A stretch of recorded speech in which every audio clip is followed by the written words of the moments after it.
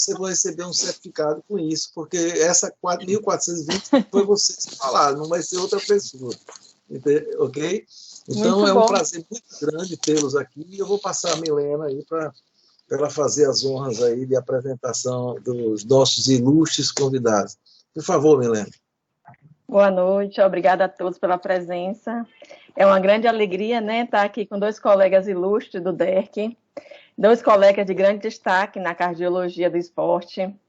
A Cléia eu tive o prazer de conhecer na gestão passada do DERC Mulher, e desde então sempre estou trazendo aqui para a terrinha, né, Cléia?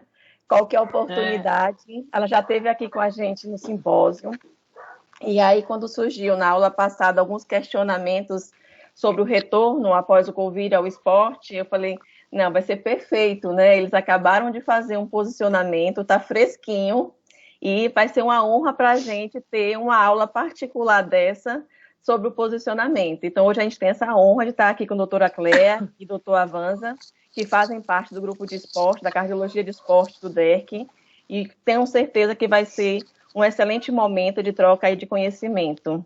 Eu vou agora tentar abrir a aula de doutora Cléia, só um momentinho.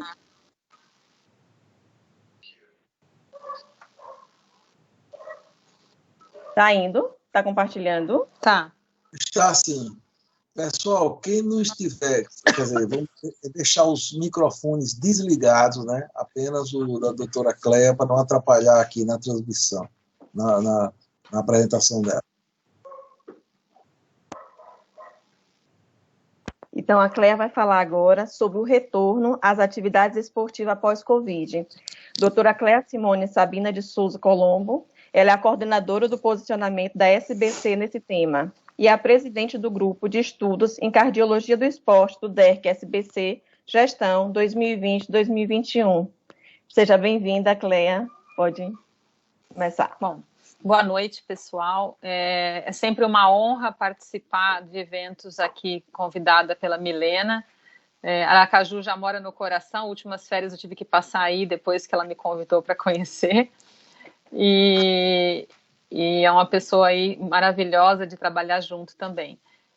Então, assim, em primeira mão, que eu estou dando essa aula para vocês, a gente vai falar sobre o posicionamento no Congresso do DERC, que acontece essa semana, mas estamos estreando com vocês de uma forma mais ampla.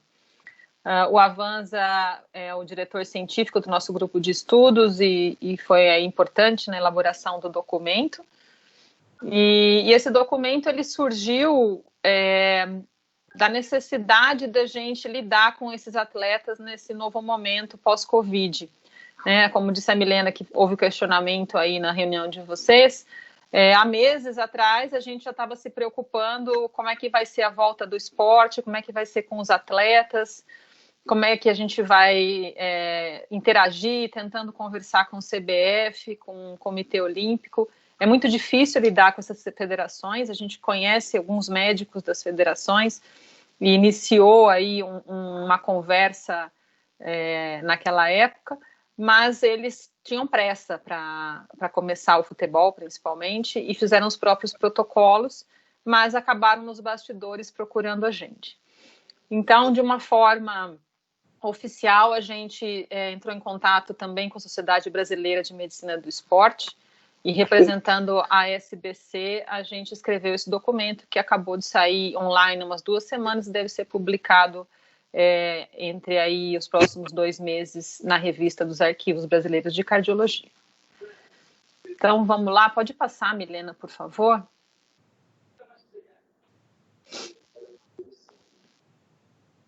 Acho que você tem que colocar no modo de exibição, né?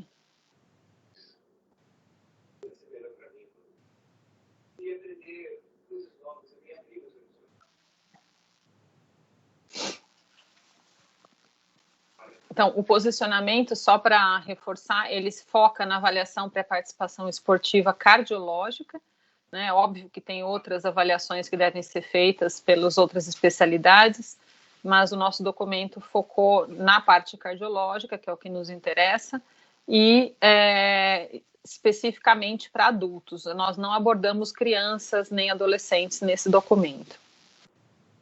Bom, nosso documento, ele começa lembrando da importância do exercício, né? que exercício é remédio, é tratamento para um monte de coisa, de prevenção à doença, né?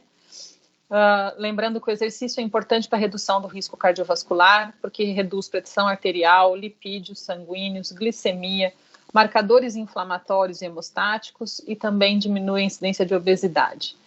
Nós já sabíamos desde o início que a presença de doenças cardiovasculares e metabólicas foi associada a uma mortalidade maior nos doentes infectados pelo SARS-CoV-2. E a obesidade, desde o início, foi também dita aí como um fator de risco associado à gravidade na evolução da doença, né? Passou o próximo, tá certo. Além disso, também nós temos bem documentado que o exercício melhora os índices de depressão e ansiedade e outros distúrbios de saúde mental. Também os trabalhos demonstram proteção contra viroses, redução da incidência das infecções de vias aéreas superiores e também uma evolução clínica melhor nos praticantes de exercício, ou seja, nas pessoas ativas. E na quarentena nós vimos que houve aí um aumento da compulsão alimentar e do sedentarismo, e isso levando aí a um aumento da obesidade, o descontrole dessas doenças que eu falei, de hipertensão e diabetes principalmente, com um aumento também da incidência de distúrbios psicológicos, ansiedade, depressão e até um possível aumento de suicídios. Isso, quando a gente escreveu, já tinha alguns trabalhos internacionais relatando isso, e hoje quem faz consultório pode constatar no dia a dia que, de fato, nossos pacientes descontrolaram muito os fatores de risco e está todo mundo muito ansioso, o que contribui para a piora das doenças cardiovasculares. Pode passar o próximo?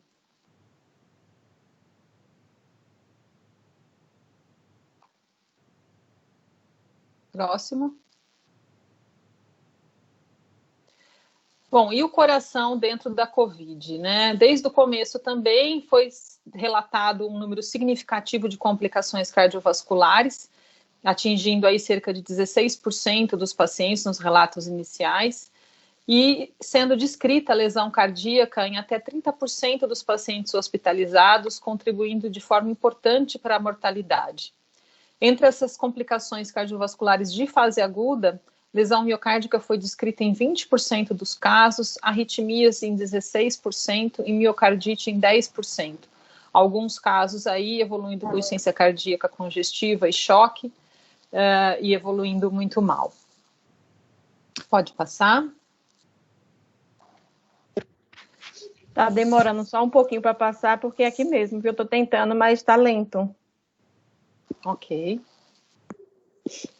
E aí a gente sabe que dessa forma, não só na forma aguda, né, da complicação da COVID, a gente pode ter sequelas dessas lesões nos sobreviventes, além de uma evolução a longo prazo que a gente ainda desconhece.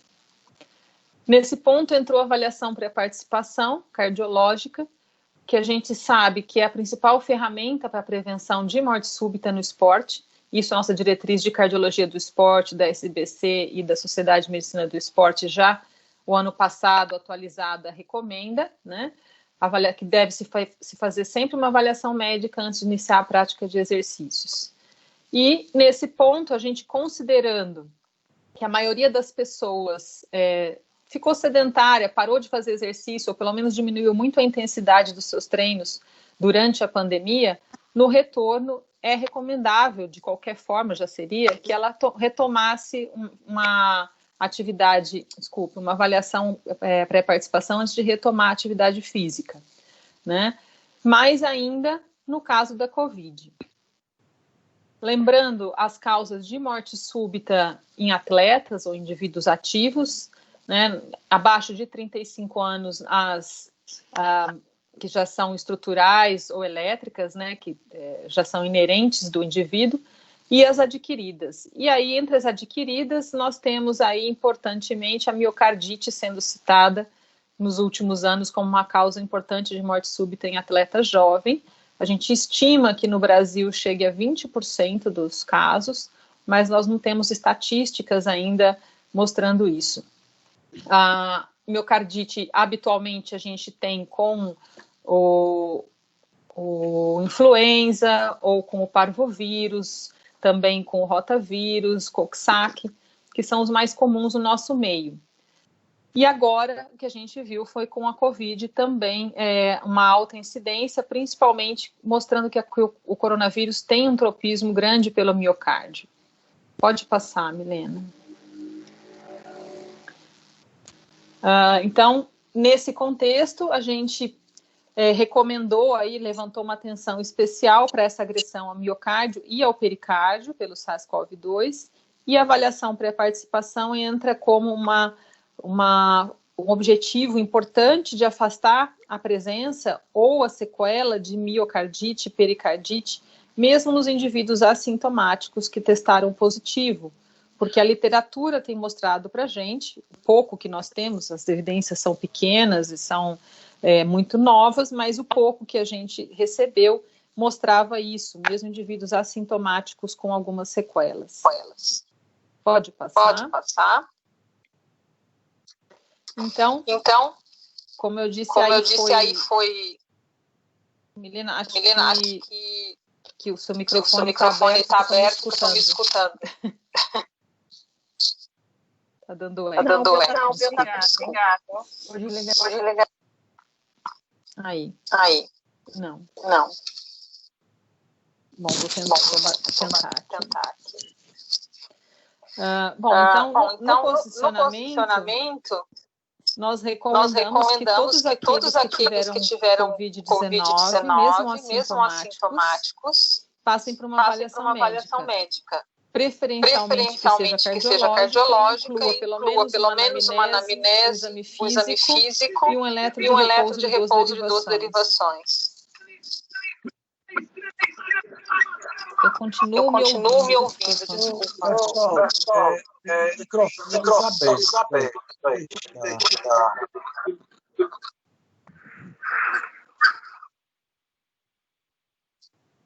Ok.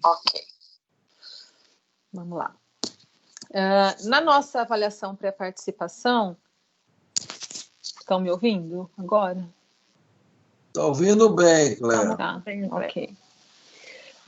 Então, na nossa avaliação, nossa recomendação, nós dividimos em grupos um pouquinho diferente da diretriz, porque a diretriz dividia os grupos de esportistas em recreativos e competitivos, diferentemente de atletas, né? E aqui nós classificamos separadamente os esportistas recreativos dos competitivos, porque nós sabemos que hoje em dia, grande parte dos indivíduos que a gente avalia no consultório praticam exercício de alta intensidade, muitos competindo em maratonas, triatlon, ou seja, um treino muito intenso, apesar de não serem atletas profissionais. Então, essa definição que nós... Pode passar. Nós temos uma definição diferente dos grupos, né, orientando que o recreativo é aquele indivíduo que faz atividade de leve a moderada intensidade e não participa de competição. O competitivo, ele vai praticar exercício e esporte de maneira regular, frequentemente ele atinge alta intensidade e compete eventualmente, mas sem vínculo profissional com o esporte. E o atleta é o indivíduo que está sempre buscando performance, sempre competindo em alta intensidade e que depende daquele desempenho para sua sobrevivência, né, um vínculo profissional. De uma maneira objetiva, nós colocamos, vocês vão ver mais para frente, os competitivos no mesmo nível de avaliação dos atletas, pela intensidade do exercício, tá? Outra classificação que nós fizemos foi dependente da gravidade do quadro clínico, e que a gente pegou uma das classificações sugeridas da OMS e de grupos coreanos que nós avaliamos, que seria a gravidade do quadro clínico baixo, moderado ou alto, ou um quadro clínico leve, moderado ou grave, tá? Que se resume basicamente nesse quadro. Então, quadro clínico leve, a gente considerou aqueles indivíduos que tinham sintomas autolimitados, né, uma febrícula, mialgia, cefaleia, sintomas respiratórios tipo coriza, ou tosse leve, mas sem necessidade de oxigênio, sem sintomas de desconforto respiratório, incluindo uma resolução aí em torno de 14 dias do início dos sintomas. Nesse quadro clínico leve, nós colocamos também os assintomáticos, porque dentre os atletas nós vamos ver aqueles que testaram como triagem, que não tinham histórico nenhum e vieram positivo para coronavírus prévio, né? Eles fizeram nos clubes, inicialmente, a PCR, para se identificar a presença do RNA do vírus, e também depois a sorologia. Então, os indivíduos que têm aí identificado a presença de um dos exames positivos, a gente considerou como um quadro clínico leve, mesmo que tenha sido assintomático. Quadro clínico moderado, aqueles indivíduos que tiveram uma dispneia persistente, mesmo depois que passou a fase inicial, que acabaram precisando de algum oxigênio suplementar, saturando abaixo de 92%, ou que precisaram de internação hospitalar e tinham evidência aí de acometimento pulmonar. E o quadro clínico grave, aqueles que necessitaram de UTI, ou ventilação mecânica invasiva, ou tiveram alguns sinais já de acometimento cardíaco, que isso pudesse sugerir miocardite. Próximo. Então, esse aqui eu vou mostrar para vocês, é o primeiro fluxograma que a gente propõe de avaliação desses indivíduos, esse para aqueles atletas ou esportistas recreativos, né, que não fazem alta intensidade. Nós sugerimos que aqueles que tiveram um quadro clínico leve passem pela avaliação médica e um eletro de 12 derivações de repouso, e que se tiver tudo normal, pode voltar à atividade desde que estejam com sintomas resolvidos. Assintomático a 14 dias. Quadro clínico moderado, mesma avaliação médica e eletrocardiograma, e aí nós sugerimos que sejam incluídos a troponina, ultrassensível, e um ecocardiograma. Estando normais, esse indivíduo vai para o teste de exercício, que preferencialmente, se possível, disponível, nós sugerimos o cardiopulmonar, e mais para frente eu vou citar falar um pouquinho do cardiopulmonar.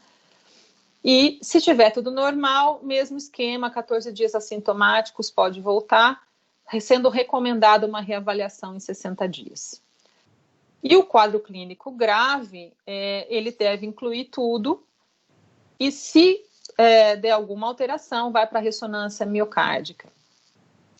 Então, aí o fluxograma mostra, é difícil a gente sem conseguir apontar, né? Eu até fiz os círculos aí mostrando os pontos interessantes, mas basicamente, quadro clínico leve, eletro e consulta, o moderado acrescenta a troponina inicial e o eco, e o grave a gente deve considerar a ressonância, mas não é obrigatório nesse grupo. Pode passar. A diferença com o competitivo é que nesses indivíduos que fazem alta intensidade, pelo risco maior da prática de exercícios, e principalmente naqueles profissionais que têm um vínculo de trabalho, a avaliação tem que ser mais abrangente. Então, para todos eles, seja quadro clínico leve, moderado ou grave, é recomendado de cara a troponina, e isso a gente se baseou nos estudos que nós tínhamos até o momento da confecção do documento, principalmente um estudo alemão que demonstrou que depois de 60, 70 dias de recuperação da Covid, mesmo indivíduos com quadro leve mostravam pelo menos troponina detectável nos exames laboratoriais e com uma associação razoável de lesão miocárdica em ressonância, que eles realizaram em 100 pacientes. Depois o Avanza tem alguma coisa para mostrar para a gente da troponina, mas esse foi o raciocínio que nós fizemos no momento.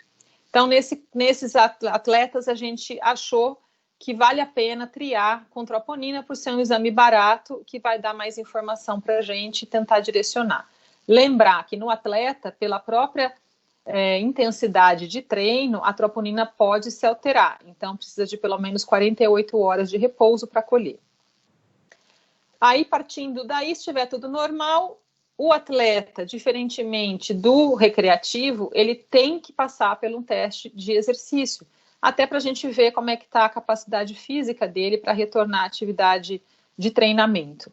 Então, aqui no quadro leve a gente não considera o eco obrigatório, mas o teste de exercício sim.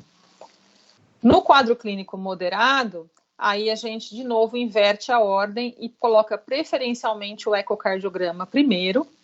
Se vier alterado, tiver troponina elevada, já iria direto para uma investigação com ressonância magnética cardíaca. Caso esteja normal, ele também vai para o teste de exercício e segue o mesmo fluxo do quadro clínico leve. A diferença é que no atleta ou no intenso de prática de exercício, a gente recomenda uma reavaliação mais precoce, aí em torno de 30 dias do início, para monitorar sintomas, monitorar rendimento, né, se não está tendo queda de performance, que pode ser um sinal de comprometimento tardio. E nos quadros clínicos graves, a gente recomenda que faça tudo no indivíduo de competição, inclusive a ressonância já como primeira linha de investigação. A gente sabe que não é uma realidade de todos os lugares, que é uma coisa controversa para você colocar, mas é um posicionamento, é uma questão, é uma opinião, né, dos especialistas que a gente acha que seria interessante. Então, se tiver disponível, né? A mesma coisa aí, também o fluxo normal de assintomático para retornar, se tiver tudo ok, e a reavaliação médica nesses indivíduos, incluindo o eletro em 30 dias também, não só a consulta clínica, né? Lembrar que nos quadros clínicos graves, pode ter acontecido a miocardite já na fase aguda. Então, nesses indivíduos, quando você tem miocardite, aí você tem que esperar pelo menos 3 meses de evolução daquele quadro para poder fazer essa avaliação. Não adianta fazer antes, que o guideline de avaliação de atleta para retorno à atividade física para miocardite é um repouso de pelo menos 3 a 6 meses depois da fase aguda. E aí vai depender de estar assintomático com os exames normais, inclusive os marcadores inflamatórios. Pode passar?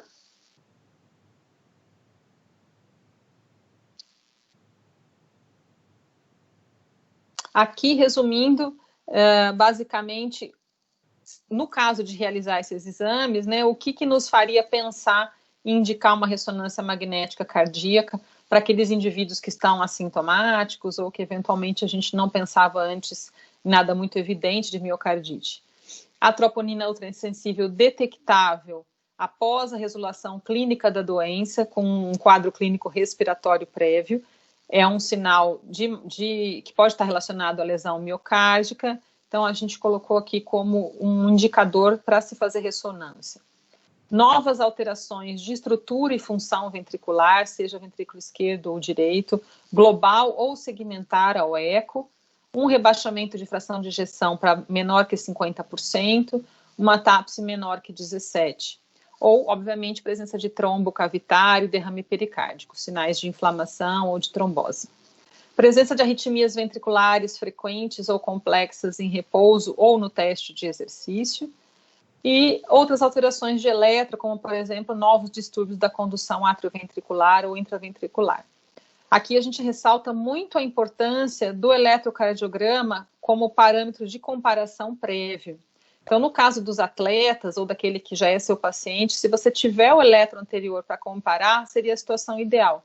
Nós sabemos que a adaptação do exercício altera o eletro de base, né? Pode ser objetivo aí de dúvida quando você tem adaptações de treinamento intensas, que às vezes se confundem com cardiopatias, mas se você tem um atleta que você acompanha, você já sabe que ele tinha aquela alteração. Então, comparar com o eletro anterior é sempre muito útil. E qualquer alteração nova, quando você compara, de fato tem que ser suspeita e seguir a investigação. Pode passar. Aqui algumas palavrinhas sobre algumas coisas que nós citamos no documento, que não tem muita evidência ainda, mas é uma luz aí em alguns casos de dúvida, como o EcoStrain, né, o strain bidimensional, o speckle tracking longitudinal, é um marcador sensível de deformidade miocárdica, que é capaz de avaliar a contratilidade de um modo objetivo, quantitativo e precoce em alguns casos de cardiopatia. E para a COVID, tem alguns trabalhos recentes aí mostrando que o padrão de alteração contrátil pode ser diferente da alteração que se observa na miocardite convencional. Então, no strain você consegue diferenciar isso, além de poder prever de uma forma relativa, aí, baseado em alguns parâmetros, a risco de maior mortalidade nesses indivíduos, pela medida do strain de VD, se estiver disponível. Então, aqui é lógico que também é outro exame que não é uma realidade, poucos serviços dispõem e ainda tem uma curva de aprendizado grande do executor, né? Mas é importante lembrar que naqueles casos de dúvida, talvez ele seja um exame que contribua para o diagnóstico e para o prognóstico também desse paciente, né? De repente não tem uma ressonância, você pode lançar mão do EchoStrain. Próximo. E o teste cardiopulmonar que nós citamos, é óbvio que o teste ergométrico vai ajudar a gente a avaliar o eletro, a presença de arritmias, e vai te dar uma medida indireta da capacidade funcional, podendo também comparar com exames anteriores do seu paciente ou do atleta. Mas se você tiver disponibilidade de fazer o cardiopulmonar, nós temos mais informações aí que vão acrescentar. Uma delas, a eficiência ventilatória, que é muito utilizada na ECC, calculada aí pelo VVCO2 Slope, que tem trabalhos mostrando que em atletas ele não se modifica, mesmo quando há variações significativas na capacidade funcional máxima.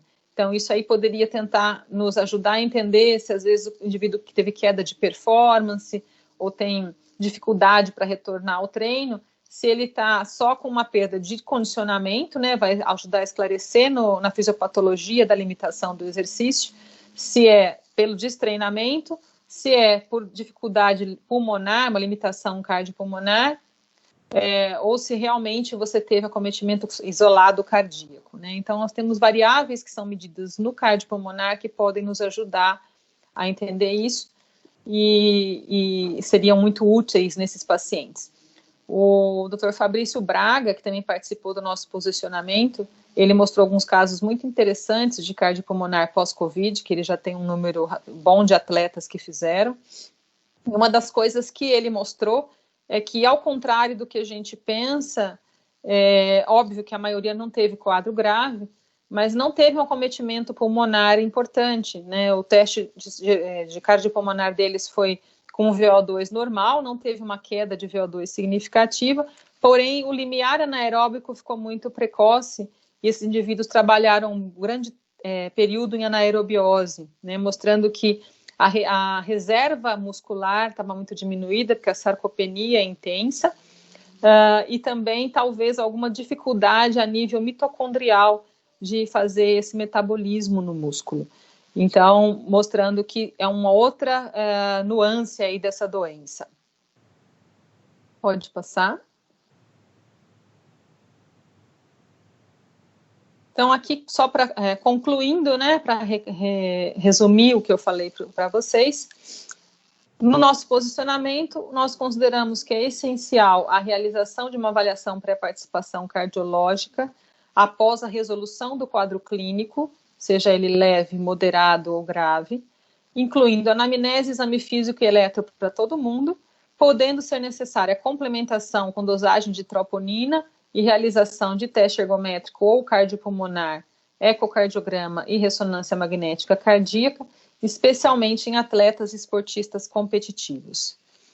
Os indivíduos com diagnóstico de miocardite estabelecido na fase aguda da doença devem esperar no mínimo 3 meses para realizar essa avaliação e avaliar a possibilidade de retomar exercícios.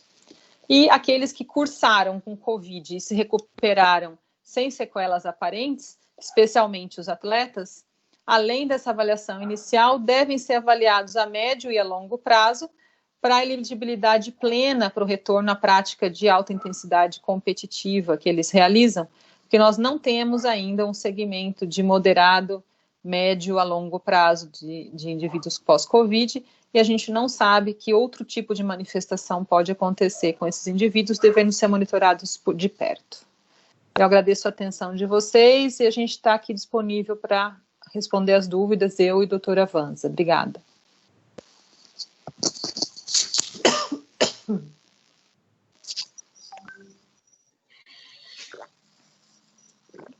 Saiu já, né? Olá, Excelente. a Vanza vai fazer alguma apresentação? Ele vai participar da discussão e apresentar agora, doutor. Ele vai participar da discussão. Parabéns, doutora Cleia, pela excelente aula, né, dando uma visão para a gente como a gente vai conduzir após o Covid o retorno às atividades esportivas desses atletas, desde o recreacional, que eu acho que vai mais chegar no nosso consultório. E eu vou aproveitar agora para chamar também o doutor Antônio Carlos Avanza Júnior, que ele vai colaborar, é um colega muito querido do DERC, que vai colaborar com a gente na discussão. Acho que vai ter muita coisa aí, o pessoal querendo discutir sobre troponina, ressonância. Doutor Antônio Carlos é doutor em cardiologia pela Faculdade de Medicina da USP, diretor científico do Grupo de Estudos de Cardiologia do Esporte DERC, fellow pela European Society of Cardiology, professor titular da disciplina de emergências clínicas do curso de medicina da Universidade de Vila Velha e presidente da Comissão de Residência Médica da Universidade de Vila Velha. Seja muito bem-vindo, doutor Avanza. É um grande prazer tê-los vocês dois aqui, a Cleia e o senhor. O pessoal pode começar as perguntas aqui nós tem a mãozinha para levantar, né, do lado direito. Quem quiser já começar as perguntas.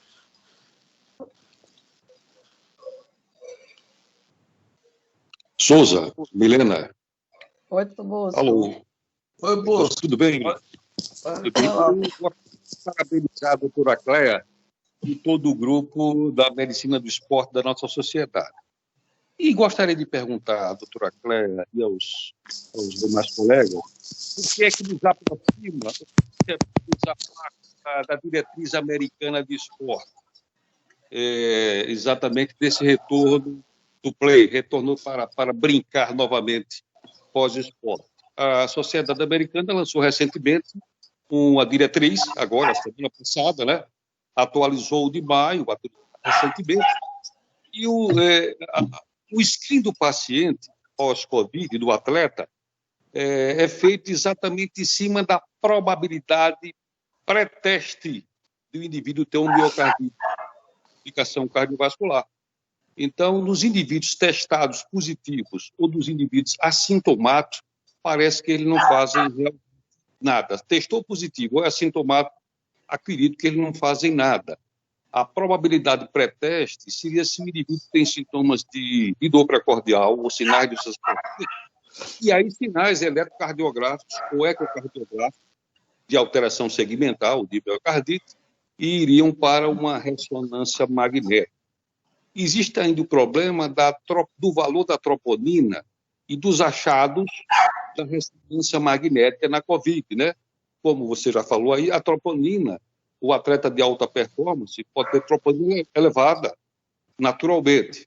E ainda não existe, parece que, um padrão definitivo de COVID na ressonância magnética. Eu gostaria que vocês comentassem um pouco sobre isso. Muito obrigado.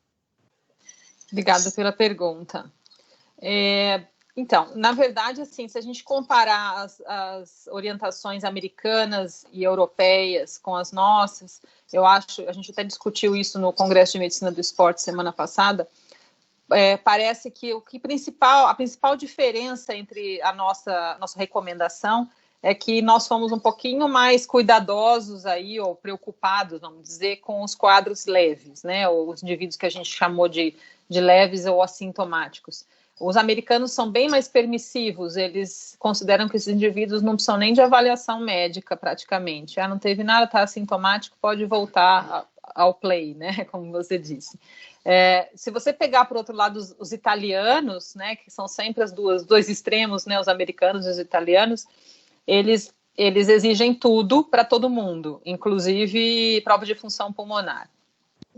Então, assim, eu acho que, óbvio, a estratificação de risco de miocardite é importante. Nós fomos um pouco mais cuidadosos aqui, sugerindo a troponina para os competitivos, porque é uma população que vai fazer alta intensidade, a gente tem que ter pelo menos uma coisa a mais de triagem, além da sorologia, né, vamos dizer. O ecocardiograma em si, o que a gente viu é que tem vários pacientes que tinham lesão de ressonância e o ecocardiograma foi normal. Então, como triagem, o eco não funcionou bem. A troponina é muito controversa, e eu vou deixar para o Avanza falar a experiência dele, que ele já tem alguns casos aí. Concordo com a Claire falou com relação à diretriz americana, né, o posicionamento americano, em todos os aspectos, às vezes, até na avaliação pré-participação no geral, o americano, vamos falar que seja menos invasivo, né? O americano, ele faz uma avaliação pré-participação. Na diretriz, o americano coloca que é só só exame físico, e alguns eles não fazem nem eletrocardiograma. Ele põe na diretriz, mas ele faz o contrário. Os atletas americanos, eu tive a oportunidade de ficar em Chicago, eles fazem tudo, né? Ecocardiograma, muitos fazem até ressonância. Então, o americano, às vezes, não segue o que ele próprio põe na diretriz. Mas, com relação à troponina, eu concordo com você, João, e com a Cleia.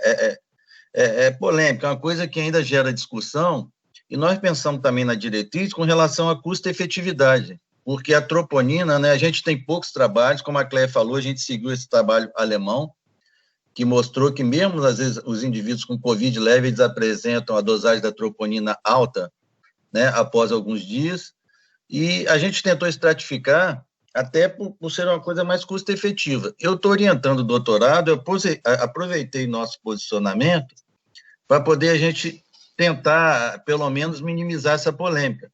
A gente já estudou 96 atletas de alto rendimento, seguindo rigorosamente, dosando a troponina T ultrassensível, que é R$ 13,50 aqui, né? E pela Unimed, né? O próprio governo, às vezes, alguns laboratórios fazem esse valor no particular. E o que a gente notou foi o seguinte: desses 96 atletas, eu não estou estudando indivíduos só praticantes de atividade física recreativa, desses 96 atletas, só 15 tinham troponina T elevadas. Todos eles que tinham troponina T elevadas, nós repetimos os exames para poder ver se estava correto. Desses 15 que tinham troponina elevada, 2 deles apresentavam realce tardio à ressonância magnética. Tá? Aqui pode ser, às vezes, também o padrão ainda não é bem definido, que muito atleta de alto rendimento ele pode ter realce tardio, independente dele ter miocardite ou não.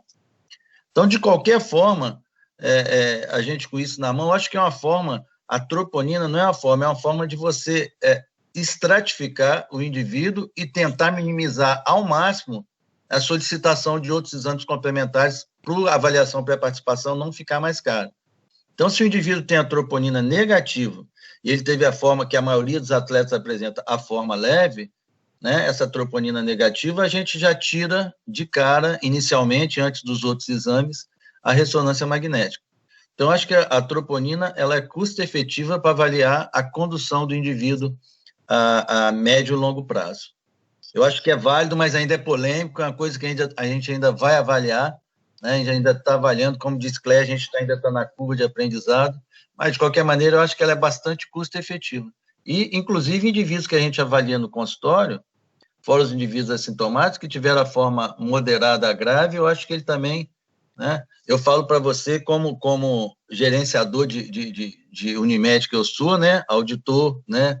Sou da diretoria da Unimed, que eu acho que é um exame barato e que a gente poderia evitar a solicitação de outros exames, né, mais caros no início, no caso. Foi isso mesmo, João, que você perguntou? Foi? Exatamente. Eu queria um comentário ainda, se possível. Esse estudo alemão citado, esse estudo tem algumas críticas, porque o grupo de atletas era um grupo de atleta um pouco mais de indivíduos idosos, se eu não me engano, próximo aos 50 anos e com comorbidades.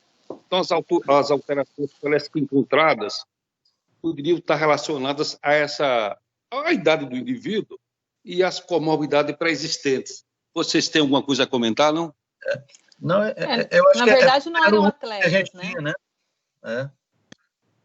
Eram 100 indivíduos, mas eles não eram todos atletas.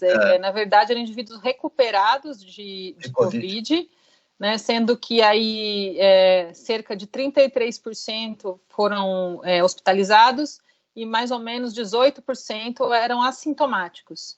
e aí eles acharam alteração em 78% das ressonâncias.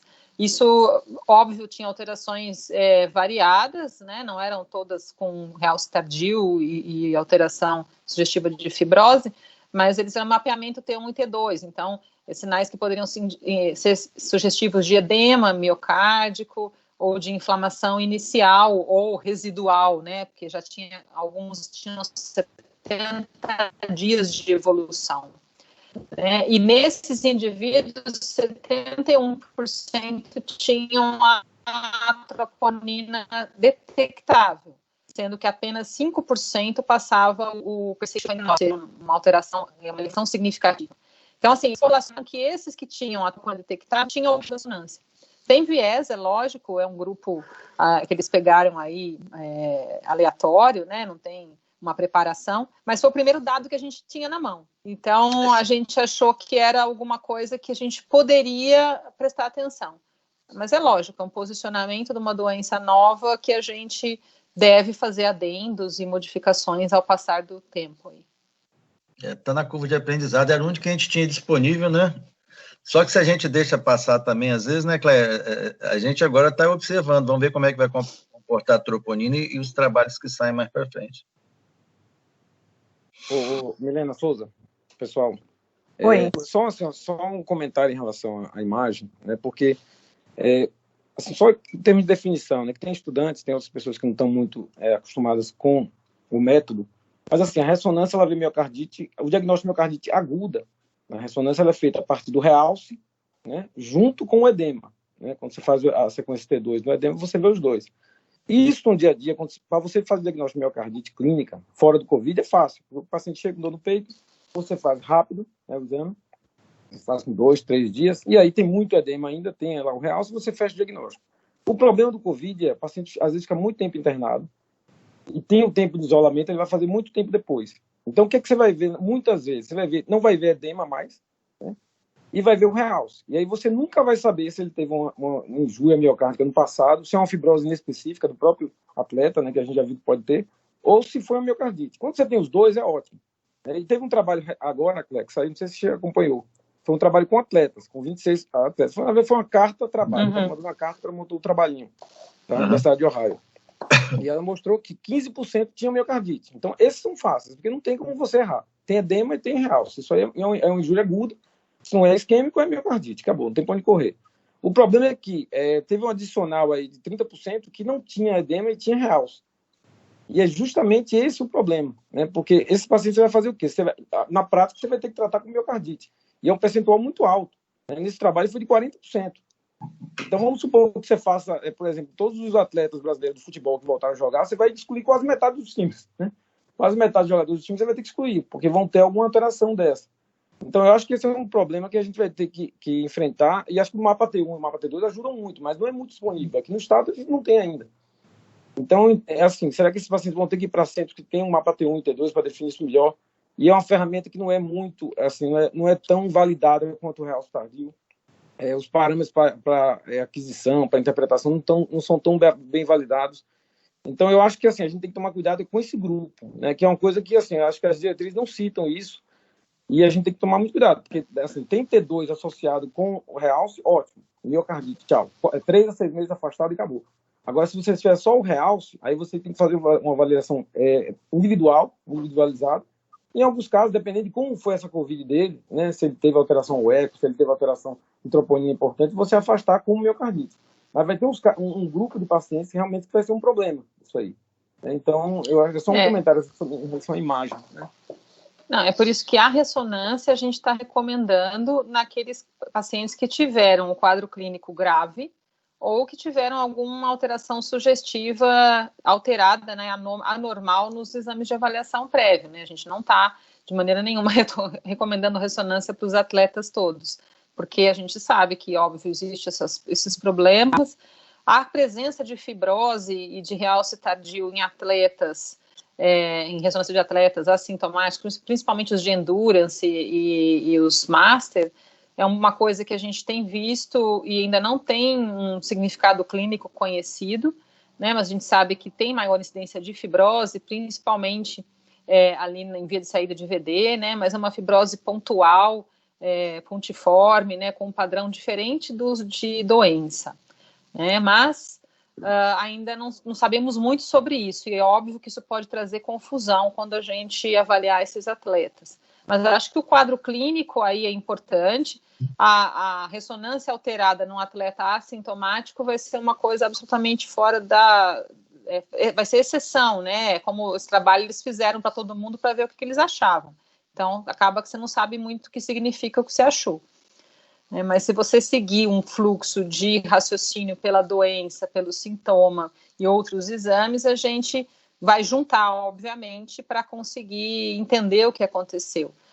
Em relação ao diagnóstico de miocardite em ressonância, a gente de fato não abordou no documento, porque a gente não discutiu o diagnóstico, a gente discutiu só o fluxograma de investigação, e aí deve seguir o guideline de miocardite se tiver essa suspeita. Mas é uma questão bem importante mesmo, interessante o questionamento. Era essa pergunta que eu ia fazer do Luiz, realmente, da ressonância. Quando a gente pega, um paciente que ficou mais tempo internado, você encontra o realce tardio na ressonância, troponina negativa, paciente já está bem, passou muito tempo, tem aquela fadiga e tudo. Você acha que o cardiopulmonar, nesse caso, porque a gente não tem uma ressonância prévia do paciente, se a gente visualizar que funcionalmente teve uma queda, mas ele está bem, não tem algum parâmetro de gravidade, será que esse atleta ele seria desqualificado ou a gente conseguiria retorná-lo, se eu tiver avaliação funcional em conjunto?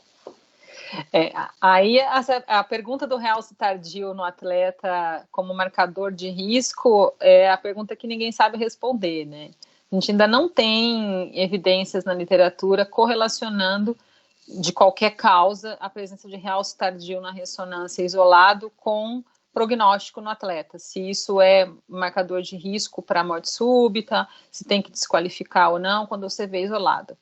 Num caso desse, eu acho que se ele teve uma internação recente, com um quadro clínico grave, um vírus que pode dar miocardite, eu acho que nos 3 primeiros meses a gente vai ter que considerar que foi desse quadro clínico, se a gente não tem informação prévia. E o cardiopulmonar, com certeza, vai auxiliar a gente a entender se isso tem uma repercussão ou não. A presença de arritmia ventricular, independente do realce tardio, essa sim, dependendo da morfologia, a gente correlaciona com mau prognóstico em atletas. Então, acho que no teste de esforço, seja cardiopulmonar ou não, a presença de arritmia é muito importante se a gente observar. E aqueles outros parâmetros, né, de eficiência ventilatória ou de capacidade reduzida e de esforço, podem ser marcadores de prognóstico também do ponto de vista cardiopulmonar. Então, eu acho que acrescenta muito se você puder fazer.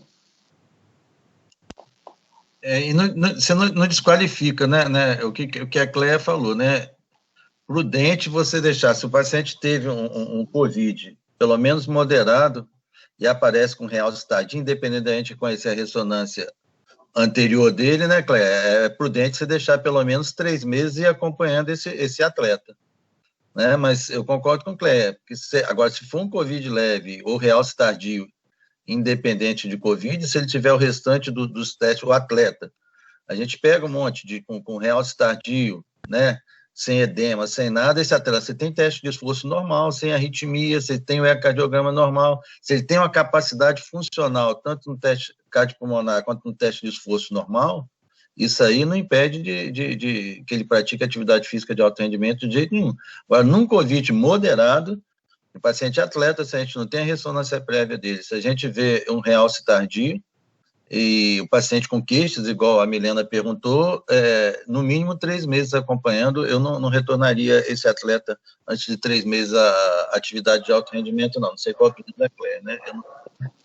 O guideline de miocardite, se a gente for considerar que esse realce tardio no indivíduo grave, de quadro grave, foi do miocardite pós-Covid, o critério de retorno para a prática esportiva é reavaliação em 3 e 6 meses com eletro, Holter, teste ergométrico, tem os outros, acho que não sei se é PCR, tem outros marcadores inflamatórios, tem que estar tudo negativo, teste ergométrico normal, Holter sem arritmia, eco com fração de ejeção normal, para você liberar retorno ao exercício. Então, eu acho que aí a gente, se tem o realce tardio não entra nessa classificação da miocardite como critério ainda, no que a gente tem dos guidelines hoje. Então, acho que se tem isolado depois do período de recuperação e repouso e o restante dos exames estiver normal, ele vai ser requalificado para voltar, né? Pelo menos pelo critério que a gente respeita hoje. É lógico que se esse realce tardio for muito grande, né, uma massa miocárdica significativa, a gente vai ter que seguir offline aí dos guidelines, porque a gente sabe que deve ter um risco aumentado, apesar disso não estar escrito ainda. Eu acho interessante porque assim, esse protocolo de vocês já serve como filtro, né? Então você já filtrou muita gente, né, que provavelmente não teria doença, né? Então quando você começa a ser mais criterioso, como vocês foram, né, aqueles realmente que entrarem ali, mesmo que você tenha ali 40% ou 50% desses que passaram por esse filtro, que tenha realce, e vocês isolarem eles, já não vai ser uma percentual tão grande de atletas, né? Percentual tão grande, porque vocês já fizeram um filtro antes. Então eu acho que esse posicionamento é interessante, né? Obrigada. Alô, Oi. Bem, Léa Souza, né? Primeiro, eu gostaria de parabenizar, né, pela apresentação, sem dúvida, muito, muito interessante e didática.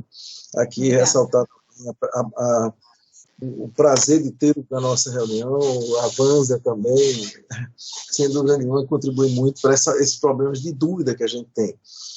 Eu queria chamar a atenção aqui sobre o aspecto, por exemplo, do ecocardiograma, quando você mostrou que, sobretudo o extremo longitudinal, por exemplo, parece que na COVID tem um comportamento um pouco diferente, alterando ali mais regiões basais, né, do ventrículo.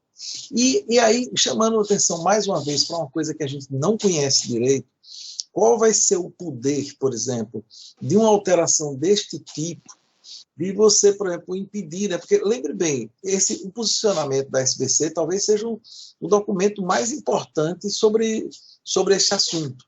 Provavelmente vai envolver aí times de futebol, porque você lembra, vai ter interesse por um lado, interesse por outro, e sem dúvida nenhuma, uma série de implicações. Até que ponto, por exemplo, um strain alterado ele vai ter poder, por exemplo, como você dizer, eu estou falando de um indivíduo que tem um ventrículo, a fração de ejeção global preservada, né? E até, assim, poder para dizer que é um processo patológico, e a gente tem que suspender a atividade ou não.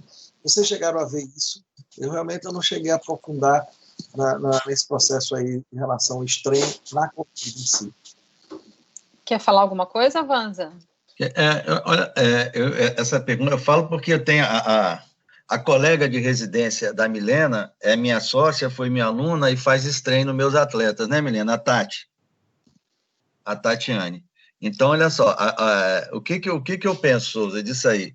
Eu acho, a Cléia botou no slide, eu vi que a Cléia, nós botamos no parecer, que esses pacientes que têm alteração de estresse, eles têm um pior prognóstico, eles têm um risco maior, né, que tem tanta alteração basal no estranho, quanto tem alteração de VD, eles têm um prognóstico pior.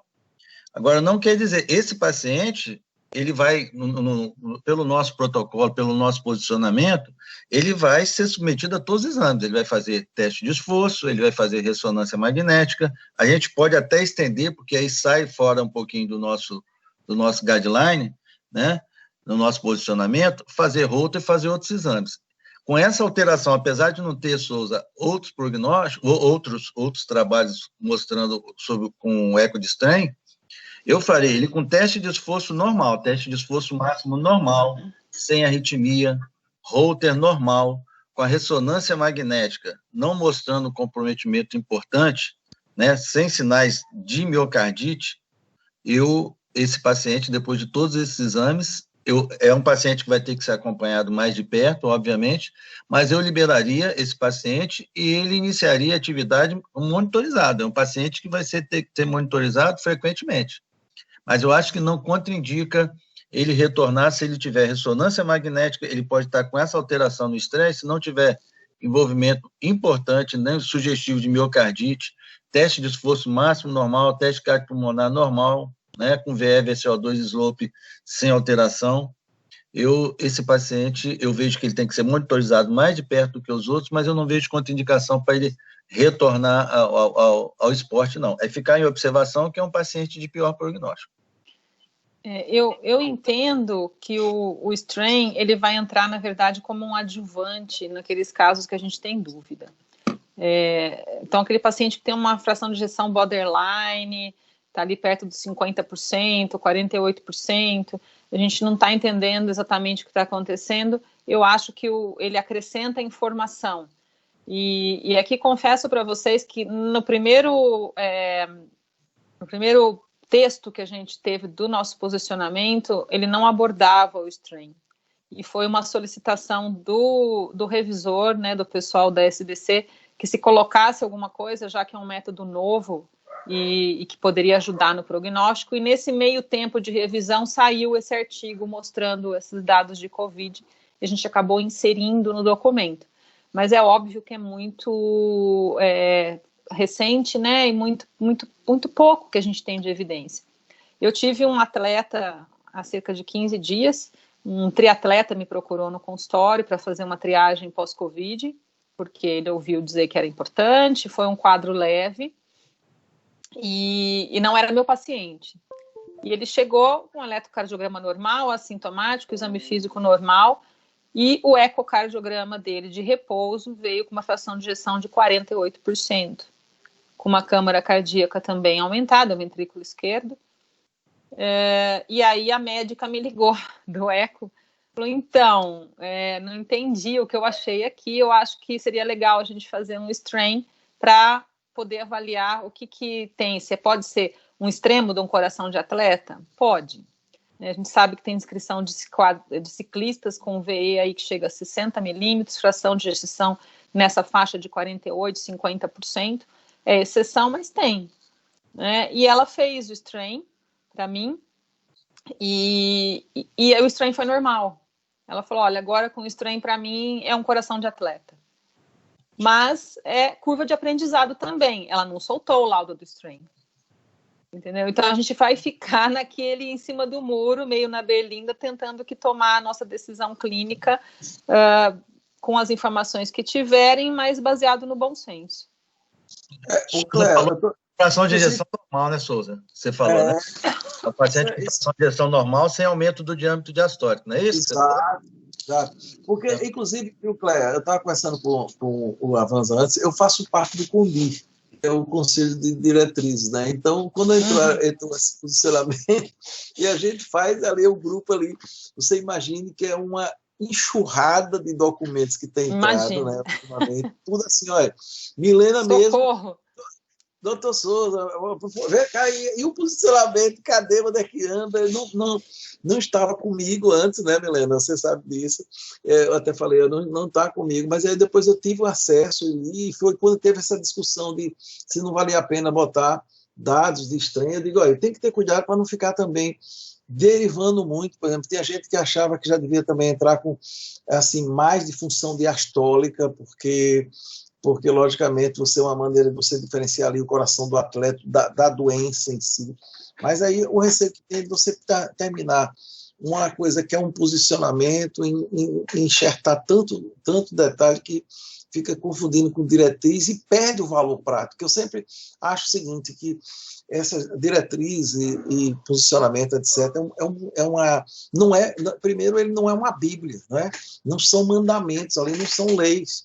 São, assim, é a melhor evidência que se pode ter sobre um determinado assunto e que serve como não é um trilho de trem, é um corrimão que você vai se apoiar ali para tomar suas decisões. Então, tem que ter cuidado para não deixar de ser prático. Esse eu acho que é um ponto importante.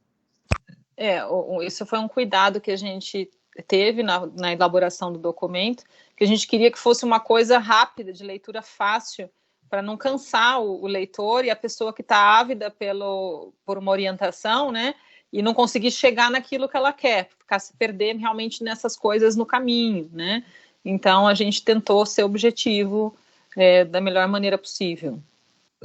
A gente tem, Souza, eu tenho atletas hoje, a gente, né, a Cléia também deve ter, a gente tem atletas que tem o coração, quando você vai fazer um ecocardiograma, muito mais feio do que quem teve Covid. Às vezes eu pego atleta que vai assintomático, de um ano para o outro fazer avaliação para a participação, igual o Cléia falou, 62 de diâmetro diastólico, com fração de pressão borderline. Aí a gente fala, é coração de atleta, não é? Faço destreinamento ou não faço? É a minha palestra no Congresso Brasileiro agora, nós vamos fazer uma mesa, né, Cléia? Acho que Cléia está na mesa comigo. A minha palestra é exatamente isso, né? Paciente na zona cinzenta, o que eu faço agora? Né? Mesma coisa, e esse aqui é a mesma coisa que a gente faz agora. Esse paciente que tem esse strain aí, e agora, o que eu faço? A gente não tem ainda, né, dados suficientes para mostrar, mas eu penso assim, né? É muito difícil, Souza, a gente desqualificar um atleta de alto rendimento, é difícil a gente até destreinar um atleta de alto rendimento, porque ele não fica, você vai destreinar 3, 4 meses. Então, se ele tem, nesse padrão novo do strain, porque o padrão do strain da miocardite, do COVID, que foi achado nesse trabalho, é diferente do padrão da miocardite, do padrão típico da miocardite que tem no ecocardiograma. Então, esse paciente, quando ele apresenta esse padrão no strain, ele vai ser investigado com tudo que a gente faz para um atleta que a gente pensa também em coração de atleta, ou que pensa aquele atleta que está na zona cinzenta. Ele vai fazer Holter, teste de esforço e tudo. Todos esses, porque o nosso grande problema é o quê, né? Cléia mostrou no primeiro slide, é prevenir morte súbita, né? Se a gente tem todos esses parâmetros, ele não tem nenhum indício maior, né? A gente não pode ter 100% de certeza, né? Que ele vai fazer, que ele tem uma predisposição maior a fazer morte súbita, a gente libera, agora é um atleta que vai ter que ser vigiado mais de perto. Esse atleta que eu comentei está fazendo ressonância essa semana. Ele não tem ainda, depois eu conto para vocês se realmente era coração de atleta. Mas você imagina a loucura que ele me deixou, porque a hora que apareceu isso, ele falou, agora tem que parar de treinar? É isso aí, eles falam. Né? E aí, para ajudar, ele ia fazer a ressonância, só que ele tinha feito uma tatuagem naquela semana. E aí não aceitaram a ressonância, que tem que esperar pelo menos 15 dias para fazer. Então, ele está nessa janela, esperando, numa ansiedade tremenda por causa da alteração do exame. Então, tem tudo isso que envolve atleta, que é a ansiedade deles de não parar de treinar, e as outras coisas que eles fazem junto, né? A troponina, vocês colocaram algum limite de tempo para solicitar? Porque vocês viram que até 60 dias podia estar alterada, mas vocês definiram assim, até quando eu ainda preciso pedir a troponina? Quando vocês colocaram algum limite de tempo para a solicitação da troponina? Não, a gente não colocou. A gente colocou como avaliação inicial, independente de quando foi. A gente não quantificou a distância do quadro clínico, não. Talvez seja uma coisa interessante, né? Se foi, sei lá, mais de 3 meses, talvez realmente não tenha sentido fazer. É porque, geralmente, Milena, a gente avalia esses pacientes, principalmente atleta, o cara acabou os 14 dias de isolamento, ele quer ser avaliado de uma forma imediata, né? Então, realmente, nós não colocamos no documento, mas eu concordo com o Cléia, mas muito para frente não faz sentido, né? Principalmente num atleta ou num paciente assintomático, né? Nos quadros graves, né? Assim que pode o paciente ficar mais tempo internado, né?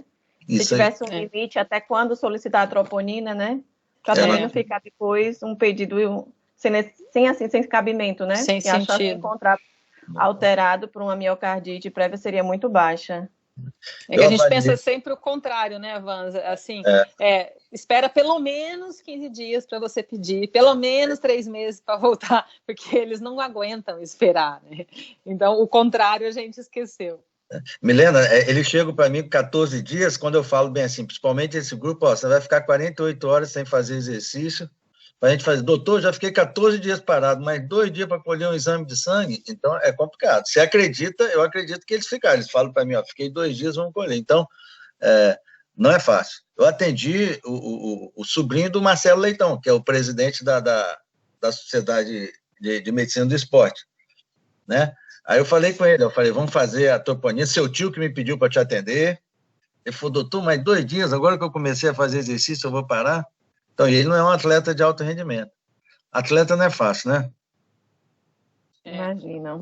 Para poder pedir para parar, deve ser bem complicado mesmo, né? E Mas a pressão, né? Aí vem a pressão do clube, a pressão do atleta e o médico ali no meio para dar segurança, porque se aparecer a morte súbita aí, realmente qualquer vira manchete, né? Não, E a gente tem tido... Desculpa. Não, pode falar, Cléia. falar, Não, a gente tem tido alguns relatos, que está tudo muito espalhado ainda, né? Ninguém foi atrás, a mídia não se deu conta, mas a gente teve aí a morte de um triatleta importante nacional esse ano, uns 2 meses atrás, um rapaz que foi para a Olimpíada, que foi campeão aí de alguns circuitos mundiais, famoso no Brasil, e ele morreu, teve uma morte súbita na piscina treinando, né? A gente não sabe se ele teve Covid, a gente não sabe o que deu autópsia, porque a gente nunca tem acesso a essas informações direito. Tem ciclista na Bélgica que morreu numa prova que aconteceu, tem um jogador da NBA que morreu no retorno, um africano. Depois surgiu informação que ele teve Covid em algum momento, o belga também, mas assim, a gente não conseguiu ainda fazer essa correlação direta, né? Mas eu acredito que com o tempo vai começar a aparecer, porque tem se voltado principalmente o futebol sem critério algum, né? Então, a hora que tiver alguém... Verdade. Não, e uma coisa, um detalhe importante que a Milena chamou a atenção, é esse aval do médico, né? Porque você fica fazendo, de uma certa forma, por exemplo, a medicina defensiva, né? Você termina solicitando mais exames do que eventualmente precisaria, com o receio de você liberar ali e se ficar seu nome vinculado, né? Fulano de tal já testou, pode voltar. Então, porque outra coisa que é importante, que é uma doença que a gente não conhece, por exemplo. Eu estou vendo pessoas com fadiga crônica, fadiga prolongada após a Covid. Quer dizer, aí a explicação que é sarcopenia. Essa sarcopenia vai até quando? Até que ponto? Né? Então, esse é um ponto. Outra coisa, até que ponto existe, por exemplo, nós temos alguns casos aí de pessoas que repositivam, porque repositivou, é uma cepa diferente, ou ficou o vírus latente, então, sei lá, tem tanta coisa aí que a gente não conhece direito ainda na Covid, e nós vamos passar por esse tipo de pressão aí para a liberação de pessoas, né, sem dúvida nenhuma, né, porque vai acontecer isso. Sem dúvida. Lembrar que o atleta de alto rendimento, apesar de, como eu disse no começo da aula, o exercício ele melhora a imunidade, no alto rendimento isso não é muito verdade, porque a hora que você treina em alta intensidade, a tendência é você ter um queda na sua imunidade, né, com leucopenia às vezes, neutropenia, e maior suscetibilidade à infecção de vias aéreas superiores. Então, maratonista, triatleta, eles têm mais tendência a ter isso. Então, não sei, essa reinfecção, né, como está dizendo, ou reativação, ou sei lá o que quer que seja, né, como é que fica nesse pessoal que voltou a treinar pesado. Então, é uma coisa a se considerar. Exatamente. Nosso grande gargalo de coisa é o que o Souza está falando, é medicina defensiva. É no paciente que fez a forma leve, né, ou assintomática do Covid, que a gente fica, vou pedir muito exame para liberado. Quem fez forma moderada, você pode convencer ou o convênio, ou pode convencer o próprio paciente. O problema é o leve, né, Cléia, que a gente tem que ter complicação e a gente começar a pedir.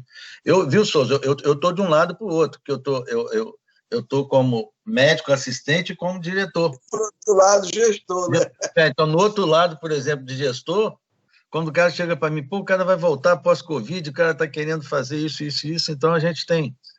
Conflito de interesse, Avanza. É isso aí. Os meus podem... A prova foi, não, eu não peço, pior que eu não peço, não. Só para pesquisa, mas aí faz de graça porque a Unimed autorizou de graça usar pesquisa só. Mas vão ter aqueles médicos que já vão pegar esse posicionamento e pedir ressonância para todo mundo, né? Vocês sabem disso, né? Avanza, você só pede porque você é diretor? Meu paciente fala, eu fui no doutor Avanza, mesmo que ele esteja no protocolo, eu fui no doutor Avanza, ele pediu ressonância, a Unimed autorizou. Tá, Avanza, você está autorizando só porque você é diretor da Unimed? Não sou eu que autorizo, não sou nem auditor. Então, até isso aí, eu tive que mostrar que é o protocolo, o cara assinar um termo que está fazendo, a Unimed assinar um termo que o paciente não está pagando. Não é fácil, não. Eu concordo. Isso mas para isso, Antônio, para isso é importante assim, vocês divulgarem bem esse posicionamento, né, para mostrar para a sociedade mesmo, divulgar mesmo em congresso, em tudo, porque assim, o médico que está lá na linha de frente, né, ele não tem isso aí. Você é impressionado realmente. Você pega um jogador desse num time famoso aí, vai passar em avaliação, teve Covid, nem que tenha sido uma gripe, e o cara acabou de ler no trabalho que 40% dos pacientes tiveram realce tardio, que tiveram alteração na ressonância, ele vai pedir. Não, é difícil você convencer a não pedir. Então, isso tem que ser trabalhado realmente. Isso aí. Acho que esse posicionamento tem que ser divulgado, tem que ser trabalhado o máximo possível, porque ele tem que se sentir seguro em não mandar esse paciente para a ressonância, entendeu? É isso aí. Ou, pelo menos, fazer uma troponina, né, antes, né, mas não pedir categoricamente. Né? Eu acho isso importante. É isso aí. Né? Ô, Luiz. Eu acho que a gente está divulgando, a gente, né, Congresso de Medicina do Esporte, o que você falou, agora tem que chegar nos médicos de lá de consultório. Eu acho que está certo. E a gente vai descobrir muito realce tardio, né? Nessas ressonâncias que antes não se via tanto, né? Porque a gente vai solicitar muito mais. E aí, como a Cléa falou, né? E achando esse realce, por mais que você não encontre arritmia e tudo, vai ficar sempre aquele atleta com um problema que antes não existia, né? E se você for ver também, né, é igual vidro fosco. Eu, há 2 anos atrás, comecei a tossir, pedi um colega meu, na hora que chegou na tomografia, lá tinha sinal de vidro fosco no pulmão inteiro, sinal de amora, não sei de onde. Eu falei, Ronda, eu não sei nem o que é isso, o que é vidro fosco, nem nada. Agora, me interna. Não precisa. Eu falei, me interna. Não, isso é viral. Eu falei, me interna, eu nunca vi isso. Então, começa a aparecer coisa. Quando você vai vendo a imagem na ressonância, quando você vê um laudo de tomografia, né? O cara vem, ele descreve tudo no paciente assintomático. Então, eu acho que o Souza é catedrático, né? O Souza, doutor Gilson, né? Que são, né? O próprio Zé Augusto aí, que são médicos, né? Que visam muito. A clínica é importante para a gente avaliar, a gente divulgar para o cara ter segurança, para a gente liberar clinicamente. Não, você tem isso, você tem esse realce tardio, mas nós já fizemos todos os exames, não tem nada. Ou então, não precisa fazer ressonância por causa disso. Então, acho que a clínica e o acompanhamento do paciente, a clínica, tudo isso é muito importante, porque senão a gente supervaloriza a imagem e, às vezes, vai pela conduta errada, né? Perfeito, Isso perfeito. mesmo. Milena, eu acho que já estamos aí no adiantado aí da hora, né? Já podemos encerrar. O papo está muito agradável, sem dúvida nenhuma. Eu queria agradecer a presença de vocês. Milena, e as honrarias aí de encerramento fica por você. Não, você pode fazer também, mas foi um prazer, né, tê-los aqui. Como o doutor Amanda acabou de falar, né? Eles participaram do congresso agora, né, de medicina do esporte, vai ter o congresso do DERC, da SBC, e a gente teve o privilégio de ter uma aula particular do posicionamento que acabou de sair, um posicionamento que está muito bem feito, que deu muito trabalho, está tudo fresquinho, e que todo mundo tem a oportunidade de abrir e ler um pouco para complementar com essa aula excelente. Foi muito boa, e a discussão também. Eu acho que todo mundo aqui hoje teve um ganho, para no consultório, quando chegar, com certeza vai chegar mais o atleta recreacional, né, no nosso consultório, mas que a gente tenha mais segurança para poder conduzir. Eu agradeço de coração aos dois. Cléa já é sempre muito atenciosa, carinhosa comigo, uma grande amiga que essa vida foi grata de me trazer na gestão do DERC Mulher, né, na gestão passada, as duas participando. Eu falei, Cléa, continue no DERC Mulher, Cléa, porque ela era para estar nos 2 grupos. Eu gosto muito da Cléa, ela é sempre assim, atenciosa, ela nunca diz não. Ia ter o congresso, o DERC nem está sabendo que a gente está tendo essa aula hoje, porque o congresso é daqui a 2 dias, e está tendo um pouco de spoiler hoje dessa aula, né, que vai ter no congresso, e ela mesmo assim aceitou, não mudou a data, com a boa vontade que ela sempre me recebe. Eu só tenho só a agradecer. E doutor Avanza também veio aqui a brilhantar esse nosso debate, também agradecer de coração a vocês dois, foi ótimo. Muito obrigada, Milena. Eu não tenho nem palavras para dizer aí, só retribuir o seu carinho também e a oportunidade de estar com vocês. Deixar o convite aí, quinta e sexta à noite, sábado de manhã, Congresso do DERC online, gratuito, com esse tema e outros muito interessantes, palestra da doutora Milena, inclusive. Espera vocês lá no Congresso do DERC, né? Na quinta-feira tem uma mesa de morte súbita muito boa. É a nossa. A Cléia vai falar novamente posicionamento, né? E a Milena. Atleta no atleta, teste cardiopulmonar, né? Vai ser muito boa. Excelente. Ficar só perguntando. Prazer, gente. Obrigado pelo convite, tá? Muito obrigada. Um abraço a todos. Tchau. Tchau.